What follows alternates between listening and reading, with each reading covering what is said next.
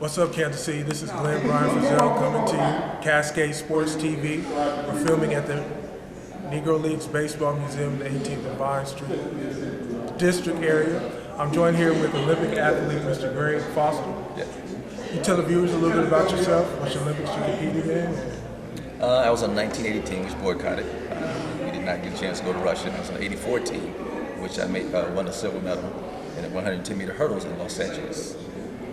And I hear you were born and raised in St. Louis, Missouri. Well, born and raised in Chicago. I live in St. Louis now. My kids grew up in St. Louis. Oh, that's okay. But born and raised in Chicago, and I actually went to UCLA. Lived out there for a little while, and moved to St. Louis about 16 years ago to help Jackie's University start a foundation.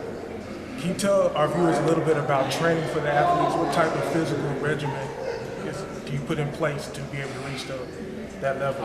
Well, it varies. The amount of training varies per athlete, but for me, it was just, I worked out 3 times a day. It was a long day, but at the same time, I knew I had to do more. Every day? Pretty much every day except for Saturday and Sunday. Saturday was what we called a relaxed workout, if you will. We go swimming or go, for a walk or something, that kind of stuff. It wasn't really stressful like the Monday through Friday workouts were, but I worked out 3 times a day, 6 o'clock in the morning, again at right around noon, and then again about 6 o'clock when I do weight training.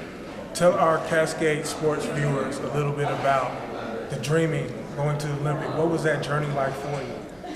Well, I think we all have aspirations of getting to somewhere. Mine was, initially when I first started running track, was not to make the Olympic Games. It was actually just to get an academic scholarship. I knew my parents couldn't afford me to go to a 4-year school. I always wanted to go to UCLA for whatever reason. I think it's just because I saw them on television every week, in sports, be it basketball or football or whatever. But they were always on television, it seemed like to me, and I just wanted to be a part of that.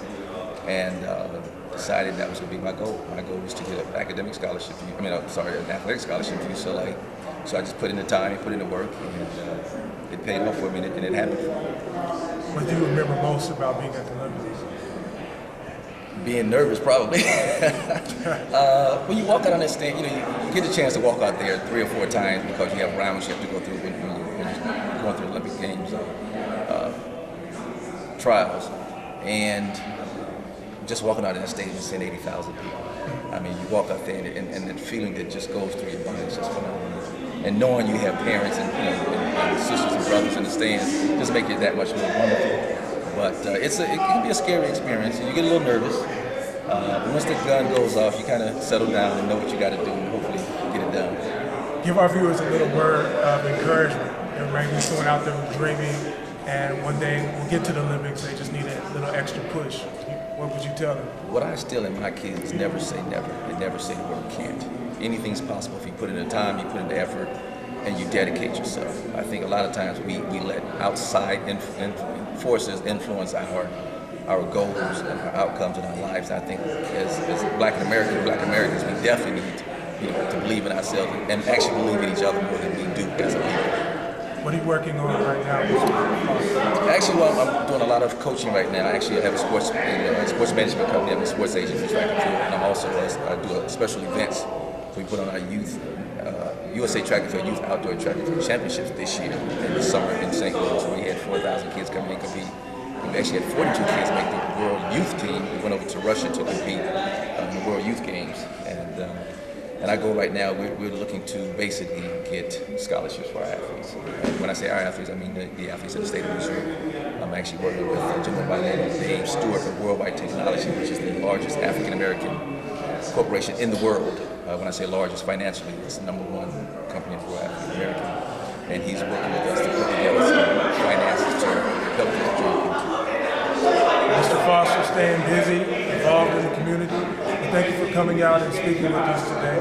For viewers, check out more video online at CascadeSports.tv. This is your host, Glenn Brian Frizzell, reminding you to take care of yourselves. Until next time.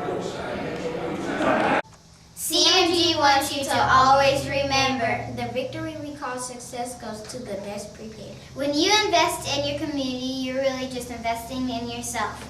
Thanks.